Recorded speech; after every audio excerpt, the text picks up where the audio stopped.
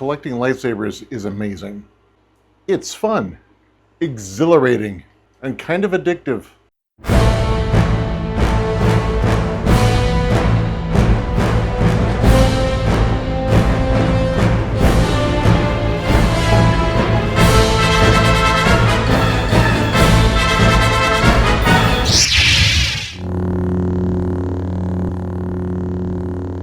And it can be expensive.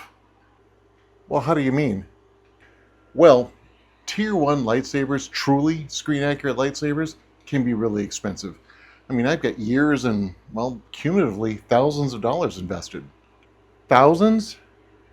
Whew. So if I want to collect, it's time for another mortgage. I don't know if I have the strength to do it. Well, no. I mean, not unless you want to spend a lot of money. There's certainly places to do that.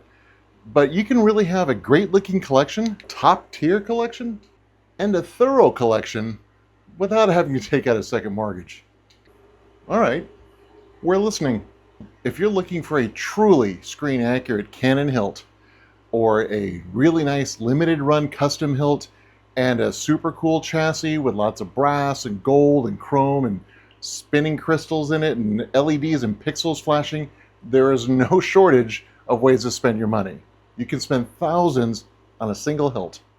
And that's not even talking about limited run hilts like this one from Corbant Sabers. This is the V1 stainless steel with the Goth 3D chassis. There's only 15 of these in the entire world. Or the Father by TXQ and Roger Christian, or this taco shop installed SP hilt, the Raxus. Each one of those was over $1,000. One of them over $2,000. This one over $5,000. We already knew you could spend a lot of money. Where's the budget part you're talking about? You gotta have a strategy. The larger main saber houses, Shadowfoil, KR, Corbanth, Elf, and Jawas, Wattos, and SP Sabers, and Roman Props. Right, and Roman Props. They make high quality, high accuracy Canon and custom hilts with really good materials and solid design work. It's quality you can literally feel, like in this Roman's MPP. But did you know that you can collect most of these hilts for between $200 and $400? Like I got this Master Satil Shan from Corbanth for $249 for this. And actually less than $249 because I had points in their reward system. Make sure to look for the reward programs in the top tier companies. And don't forget sales, dates like May the 4th or Black Friday, where you can find hilts like this for 15, 20, 25% off. I got this one from Corbanth on the May the 4th sale. So inexpensive. And don't forget discount codes from certain YouTubers like me. These all add up to big savings, so hold on to them. And don't forget the points. Always sign up for your rewards program at your favorite shop. The points will add up and it makes a huge difference. I saved $400 on this saber by using my reward points. $400. That's the price of a whole nother saber. Wow, that's great for saving. But what else do you have? This Satil Shan saber staff, it's what's called an empty. Basically, I knew I wanted to have this in the collection because it would really round out the collection, and she plays an important part in the history and lore of Star Wars. But I knew I wouldn't be dueling with it or spinning it, but I wanted to add this beautiful piece of art to the collection. So why go through the extra expense of having it installed when you can have an empty for much, much lower price? Yay for empties. Now that doesn't mean that you can't install it later. There are installers out there who will work with you on price, especially if you do maybe 2 or 3 hilts at the same time. And in that case, you get exactly what you want. The right speaker, the right look, and the right setup, like perhaps a dual battery system. By buying an empty, you can save hundreds of dollars off of the installed price.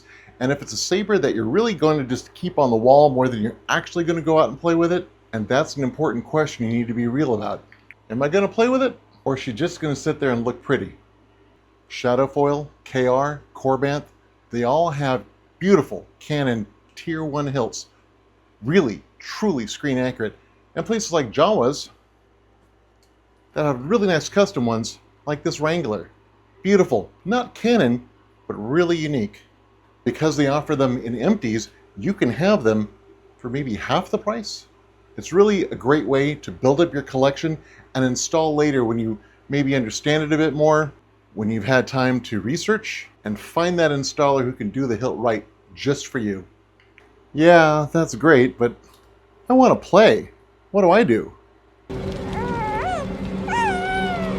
And again, I'm really glad you asked. Now, many people are going to disagree, and that's perfectly fine. Many people are going to say that I'm wrong. I get it. But the budget houses are really getting better. Now, TXQ is a really good example of this. TXQ is one of those budget saber houses, and they're making sabers that are getting better pretty much all the time. They're making quality hilts, quality materials. They're not necessarily going to look accurate. I mean, they're not going to look like it's something else. But it's okay because they're pretty close. This Balin skull is a really good example. This particular one happens to be made by Shadowfoil. Shadowfoil and KR make the best versions of this. TXQ also makes a version of this. It's a little bit shorter, some of the dimensions are off, and this is brass. I don't know what they were thinking. But some paint, a little bit of sanding here and there, work that in, rough it up a little bit, and you've got a hilt that from a distance will look great, up close will look perfect, right up until you get up to a really good one. Then you might notice the difference. But is it good enough to be in a collection? Heck yeah. They're actually really good hilts. They're strong, they're kind of heavy, not quite as heavy as that, but very heavy. You'd enjoy it, and it's only going to be a couple $100. However, this Balin installed as Shadowfoil is the same price as what you're going to pay for a TXQ. And depending on which vendor you go to, I won't name names, and you can get this Balin skull for hundreds less than you're going to get at that other place. And this one is a tier 1 bit of perfection. The point is, don't look at the advertisement. Don't look for the word screen accurate. Generally speaking, that's not the case. Watch the prices, watch the sales, join the VIP and the rewards programs. You're going to save hundreds of dollars and have a really good saber for it. This is the Calcestis Crossguard. It looks fantastic. It's a TXQ. I know, I've heard it all before, but if you look at Cameron's measurement, Cameron is the actor who played Cal. If you look at his measurements and extrapolate from that what his palm size is, this is actually closer in size in real-world measurements through bio-extrapolation, is closer to the hilt that's used in the game. That said, I can't, of course, be 100%. I never had the prop in my hand, so I couldn't do 3D measurements and render a perfect one. So maybe I'm wrong. However, I know when I look at the game and I look at the character's hands and I look at this one matches more. And it's cool.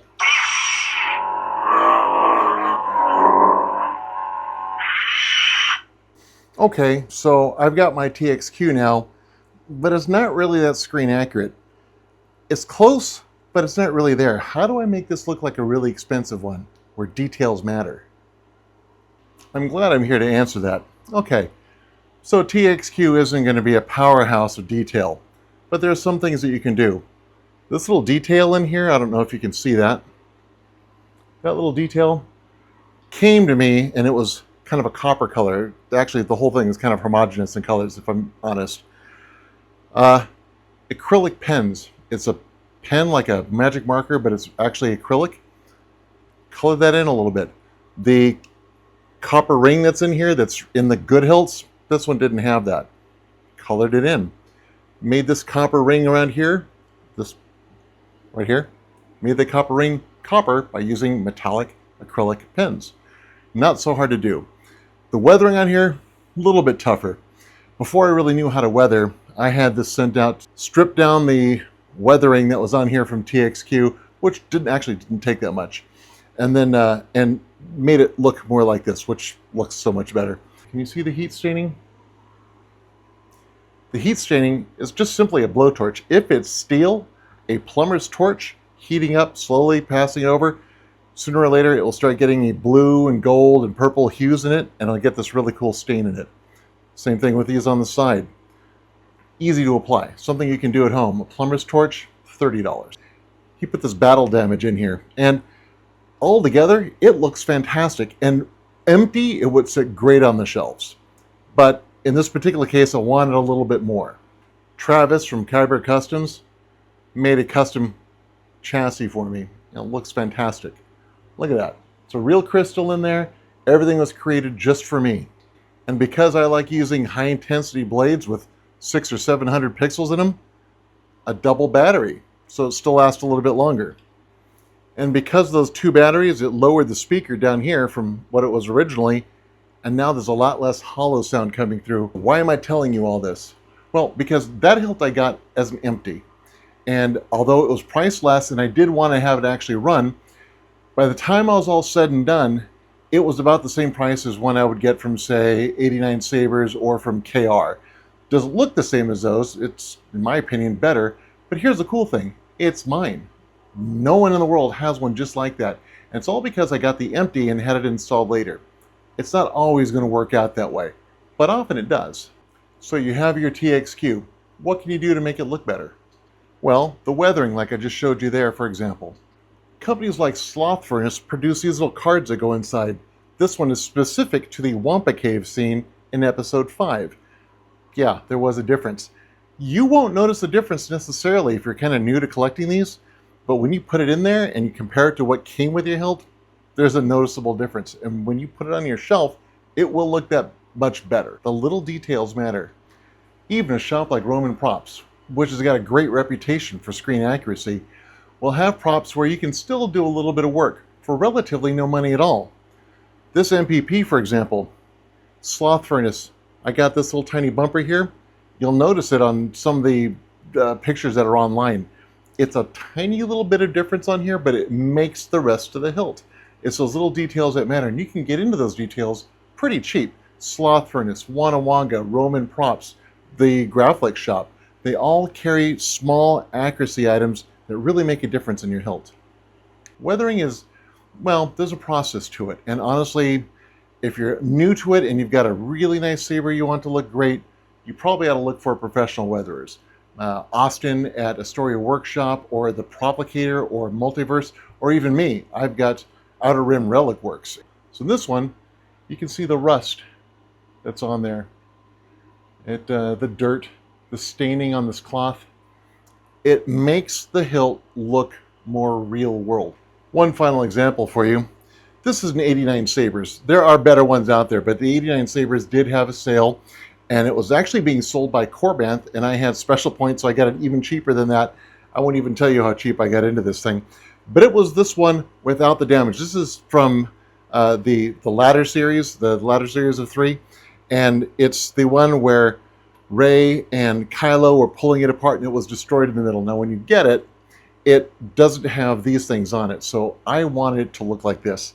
And I went to Astoria Workshop, and Austin did a fantastic job.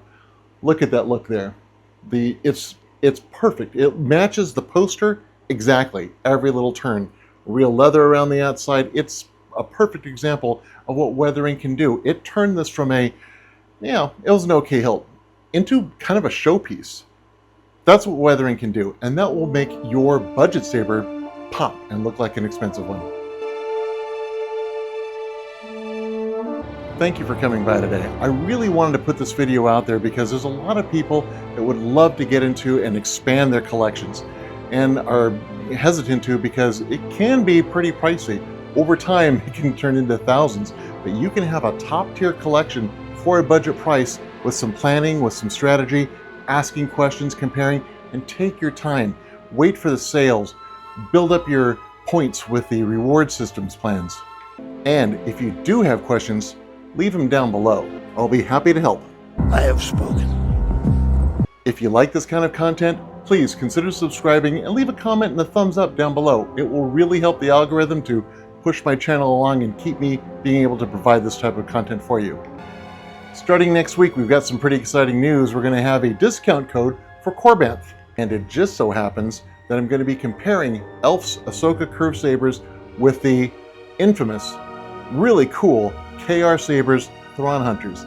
We're going to see how they compare top tier to top tier. Who's going to come out on top? I hope you're here with me. Have a fantastic weekend, and remember, your focus determines your reality. May the Force be with you.